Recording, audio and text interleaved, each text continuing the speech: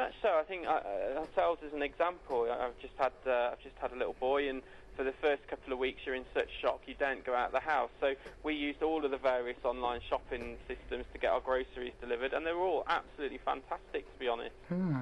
I noticed Amazon has started doing online groceries now. It's one of the very latest much things. So, yeah. Again, they're really keen to push out into different sectors, and I think it speaks volumes about the numbers of people who want to shop online.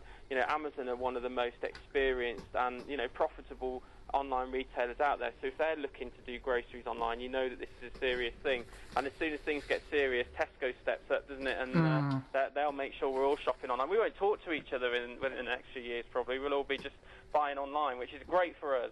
Yeah, great for you, but I guess sort of the social interaction, the fact that, walking into a supermarket, and for a lot of people that perhaps live on their own and don't see anyone day to day, going into the supermarket, the traditional queuing up, paying, speaking to a cashier, it's the only contact with a human they may have all day, so that's something that's potential sort of side effect of this. I think so, but I think you've also got to consider, for a lot of people when you walk into supermarkets now, it's a totally different social experience to where it was even 5 years ago. So now you walk in, you're immediately confronted by marketing material for the latest offer that they're trying to push. You've probably got a security guard on your right who's making sure you're not making off with the latest whiskies. It's all a whole different shopping experience. They don't have clocks on the wall because they don't want you to realise how often you're in there. How long you're in there. Well, I hadn't thought about that, but now you come to mention it. Yeah, they don't have clocks. You sort of lose track of time. It's very rare, yeah. It's very rare to actually see them. A lot of them now even employ different lighting to keep you happy, the SAD lighting. So a lot of the big chains do that, and I think that's why some people are now coming, or more and more people are coming online and shopping, because they can browse as they want.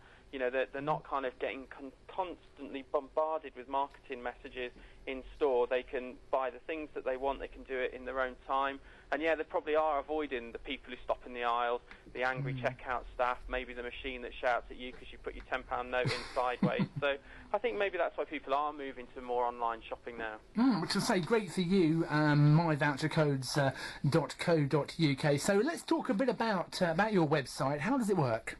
Well, it's really simple. Basically, we've scoured the internet. We've found all the different codes, from online shopping for groceries right through to even buying holidays, cars, computers, and we found all the places where you can get discounts like a percentage off or money off, or the kind of buy one get one free deals. We put them all into one place. You can go in and find them. And during the recession, we've had millions and millions of people coming to us to try and help us save money. People can interact with us and say, well, look, we're trying to find a code for XYZ store. Can you help us? And our team of people go out and find it. So people can actually say, I want to buy something from so-and-so shop, and can you save me some money? And you can actually go out and find that. Very much so. We engage, as you'd expect, on every different platform. So if you're a Twitterer, we can help you there. If you're Facebooking, we can help you there. You come in, tell us what you want, and we're right there, and we can help you get a code. So there's a discount for absolutely anything out there? Oh, anything you want, we can find you a discount for you. I mean, literally, my Voucher Codes has got millions of discounts on. We're getting hundreds of new ones every day. From holidays through to cars and shopping. So anything you want, we're the people to help. So we don't have to pay full price for anything. I like the sound of that. Do you know, I would be worried if anyone paid full price for anything ever again. There's no need to anymore. Okay, I'm going to bear this one in mind. And looking at the figures here, your website saved consumers, I believe, £52 million in the last year. And we all like a discount, particularly in times like this, with this credit crunch going on. Very much so. I think we're getting around 11 million people coming to our website every month, which is an absolutely staggering amount. And when we only started a couple of years ago, and it's grown and grown. And as you say, people no longer want to pay full price, and they don't need to. So they're coming along. And we estimate we've saved nearly £60 million now for retailers for buyers just this year. Wow, potential savings are huge. And that website, myvouchercodes.co.uk or .com. .co.uk. Okay, so myvouchercodes.co.uk.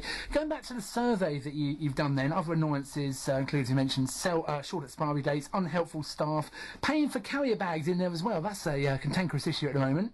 Well, it is, and I think what people are saying is one of the big stores, I'm not going to name and shame, that's not what we're about, but one of the big stores has changed the quality of their free bags now, so they're really thin. So you've got 2 cans of beans and a packet of minstrels in there, and by the time you get to the car park, the beans are by the garage and the minstrels have, you know, rolled off under someone else's car. So it's very much the case. But then also I think there's a genuine concern that supermarkets are maybe profiting from charging a little bit more for the slightly classier carrier bag under the guise of being green. So I think that's a debate for greater men than me, but it's certainly something that our users at My Voucher Codes are saying. Well, I definitely vouch for the fact that carrier bags have got thinner recently, and the other thing, you know, it's sort of more and more things coming to light now talking to you that wind me up personally during shopping. We'll sort the world out by the end of today.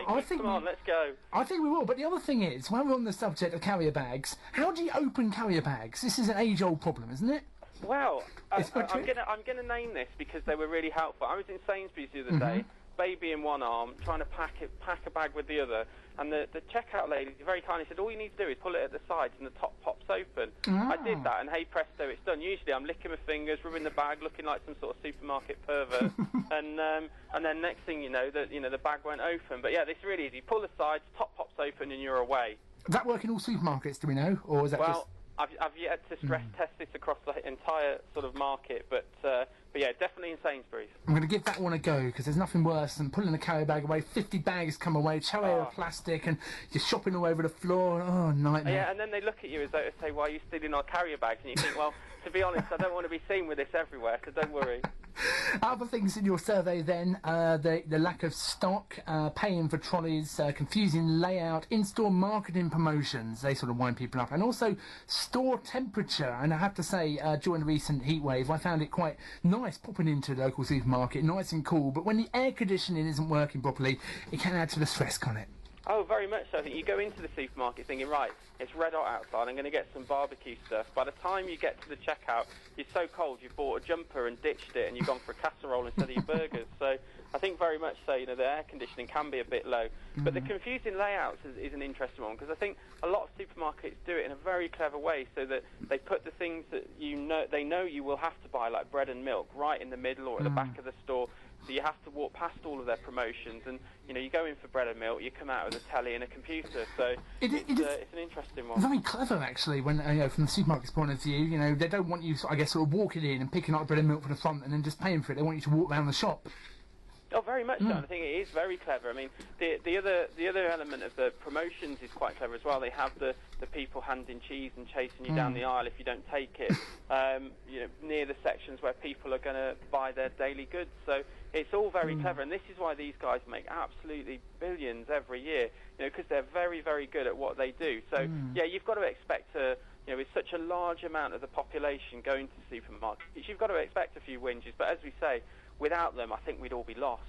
Definitely. Where will we go? I mean, it's all very well saying go to an independent shop, but they charge more at the end of the day, don't they, in some cases? In some cases they do. Obviously, you know, we still use around here our local butchers and things like that, but sometimes you do pay a bit more for quality. But I think it's also just the fact you've got so much under one roof, and it's so much easier. There's, you know, it's easy to park. I don't know if you go to, you know, your little sort of village or town centre and try and use the independent shops. Even finding parking nowadays is very difficult, and you probably spend more on the parking than you would on your shopping. So it's a tough mix. And of course, this is a whole new subject of the supermarkets potentially killing off villages and town centres and stuff. But if we go start on that, we're going to be here all day, aren't we?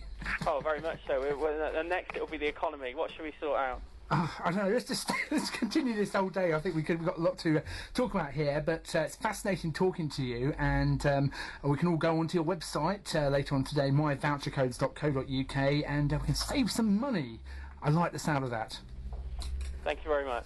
Andy Barr there from myvouchercodes.co.uk. Thank you very much for being on the line with us this morning. Thank you. Brilliant. Thanks very much. Thank you. Cheers.